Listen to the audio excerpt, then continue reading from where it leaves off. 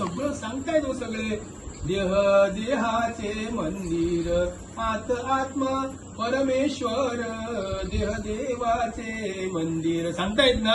हे देहाचे मंदिर आहे, देह आहे ना हे देवाचे मंदिर आहे. मग ते मंदिर कुठलं हो? आम्ही देवाऱ्यात पूजलेलं ते मंदिर कुठलं? माझ्या देवाऱ्यात आता पूजा केली ना ते मंदिर कुठलं? मग देह देहाचे मंदिर म्हणतोय ना. गुरु माऊली एक वेळ आपल्याकडे त्या मंदिराची पूजा करून घेतात. सगळ्यांना माहित असेल गुरुपौर्णिमेच्या दिवशी मानस पूजेला किती गेले होते लोक? त्याने फुलं घेऊन गेले होते, फळं नेली होती, तुळशीपत्र नेली होती. फक्त हा दिवस तिथे घेऊन गेले ना. फक्त बसायला असेल मात्र तुमचं आणा म्हणून सांगितलं. कारण का मग असे उलटात आम्ही. त्याच्यामुळे सद्गुरू माऊली तुमचं आसन तुम्ही घेऊन या. हे सगळं केल्यानंतर सद्गुरू माऊलींनी सांगले बाबा आता बसा आणि आत्म्याचा आपला जो आत्मा आहे त्याची पूजा करा. आम्ही त्याला काय म्हटलं? मानस पूजा. ही मानस पूजा आहे ना ही स्वतःची पूजा आहे. ही स्वतःची पूजा कधी करू शकतो? कधी करू शकतो? आता तू सांगितलं तसं आम्ही करू शकत नाही. हे जर घेतलं तर त्याची मी पूजा काय करणार?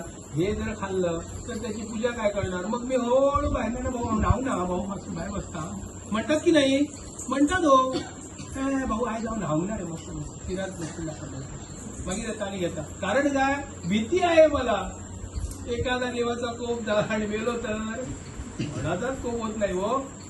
देवाचा तुमच्यावर कधीच कोप होणार नाही. आणि असं वाटत असेल तर प्रत्येक जण एकदा बघा आता माझ्या मंदिरामध्ये चोरी झाली तर देवाचीच चोरी कशी करतात? तर ते चोर नाही. तो चोरांनाही सारखा, सावानाही सारखा आणि कुणालाही सारखा, ह्यालाही सारखा त्याला. तो काय म्हणतो? देवा पहिल्यांदा ते जातात देवाकडे, देवा मी तुझी चोरी करतो. तसाच तू आशीर्वाद देतो ना देव.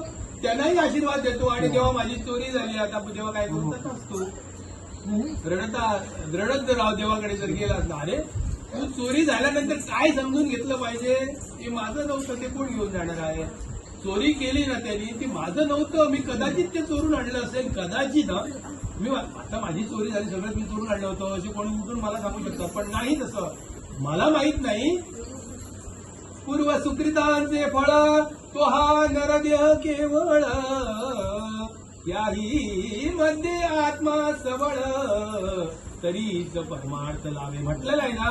त्याच्यामध्ये पूर्व सुकृतांचे फळ आहे. माझं कर्म आहे. मी कर्म केलंय त्या कर्माप्रमाणे मला गती मिळणार आहे ना. मी जसं करीन तसं मला मिळणार. माझ्या सद्गुरू माऊलीने लिहून ठेवलंय जसं करावं तसं भरावं शब्द कुणावर ठेवू नये. सुखाचे हे संगती सारे अंतिकामा कोणी नाही. अंतिकामा कोण आहेत गो? मी आता तुझे वडील बघ सांगायची गोष्ट म्हणजे 4 वर्ष अंतरुणावर होते. मुलाने त्याची सेवा केली. बाकीचे लोक यायचे दादा बरं असा नो होय बाबा भाच्याने सांगितलंय मला बघून रडायचे. कारण कदाचित त्यांना ती आठवण येत होती. रडायचे पण तिथे थांबत होते का? एक दिवस थांबते बिचारे, दुसऱ्या दिवशी जाणार. कारण काय? नात्र आले गोत्र आले तेही स्मशानी परतले मी तव जळत असे अग्नी सवे एकला. कारण काय? मी जळतो आहे धडाधड. कारण मी कर्म केलंय. माझ्या कर्माची गती मलाच भोगावी लागेल. केलेले कर्म मला फेडावे लागेल. आता या जन्मात नाही कदाचित मागच्या जन्माचे जे कर्म होतं ते मला फेडण्यासाठी भगवंताने परत माणसाचा जन्म घातला होता. आणि इथंही फेडलं नाही. मग परत भोग कर्माची फळं परत माणसाचा जन्म परत मग तुला ते कर्म करावं लागेल. मग कदाचित गाढवाचा मिळेल, कुत्र्याचा मिळेल, डुकराचा मिळेल, आणखी कोणाचा मिळेल. हे कसले कसले जन्म म्हणजे सांगता येणार नाही. 84 दशलक्ष योगी परत मला भोगावी लागणार आहे. आणि तोपर्यंत मला परत कधीतरी या माणसाच्या जन्मात यावं लागणार. कारण काय? राहिलेलं कर्म करावं लागतं ना. पण म्हणता बाप करी काप आणि पाप आणि भुर्गे तिथंच जा. सगळं चुकीचं आहे ते. असं कोणीतरी म्हटलंय मी ऐकलेलं आहे. बाप करी पाप आणि भुर्गे तिथंच जा. आणि बापाने कर्म केलं तर ते मुलावाला फेडावं लागत नाही. बापाने कर्म केलं बापाला इतर फेडून तो भगवंत त्याच्याकडून फेडून घेणार आहे आणि नंतर मग त्याला घेऊन जाणार आहे. तुझं कर्म तूच करायचं ना. नर करे नर की कर्मी तो नरका नारायण बन जाएगा म्हटलेलं आहे. तू जर माणसासारखा वागलास ना आणि माणसासारखा कर्म केलंस तर तुला देव म्हणणार. धुळूभाऊला सगळेजण टोपी घालतात, धुळूभाऊच्या गळ्यात माळ घालतात, धुळूभाऊला येताना हात देतात. कारण काय? त्याला अध्यक्ष केलाय. धनगर समाजाचा अध्यक्ष म्हणून त्याच्या खांद्यावर जी आता मी धुरा दिलेली आहे त्या धुरेला आम्ही मान देतोय. तो धुळूभाऊला मान देत नाही आम्ही. तो कदाचित 2 वर्षांनी धुळूभाऊ खाली जाणार, दुसरा कोणीतरी येणार नाही. मरे एक त्याचा दुजा शोक वाहे, अकस्मात तोही पुढे जात आहे. परत परत हे चालू राहणार आहे. जगाचं रडगाडणं म्हणतो ना आपण.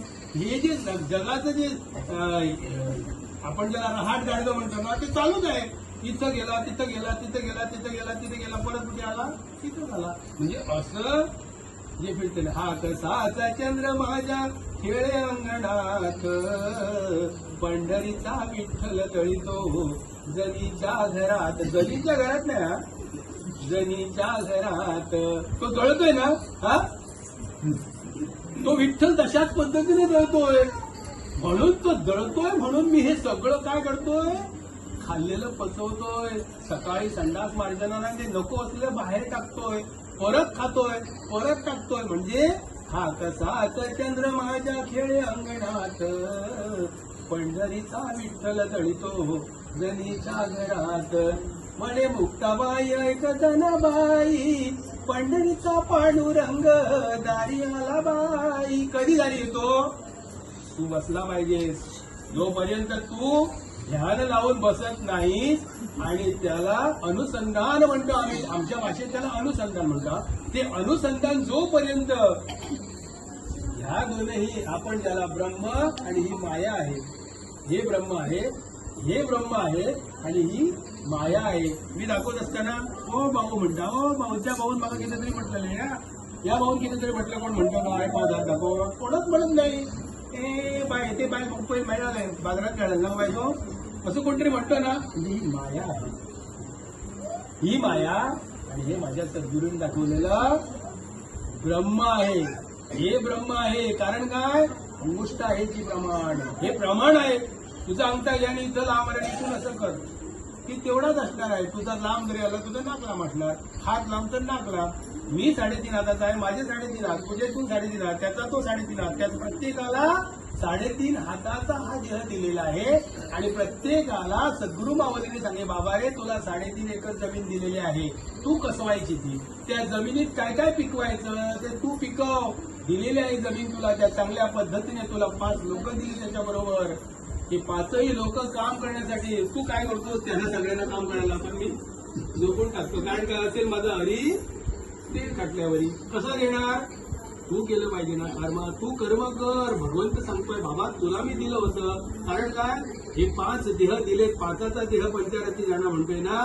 हे जे सगळे आहेत आपण ज्याला कर्मेंद्रिय म्हणतो, आमच्या भाषेत आम्ही त्याला कर्म इंद्रिय आहेत. 2 हात, नाक, डोळे आणि कान नाही, हे सगळे दिलेच नाही. 5 इंद्रिय तुला दिले. या 5 इंद्रियाने ते कर्म केलं पाहिजे.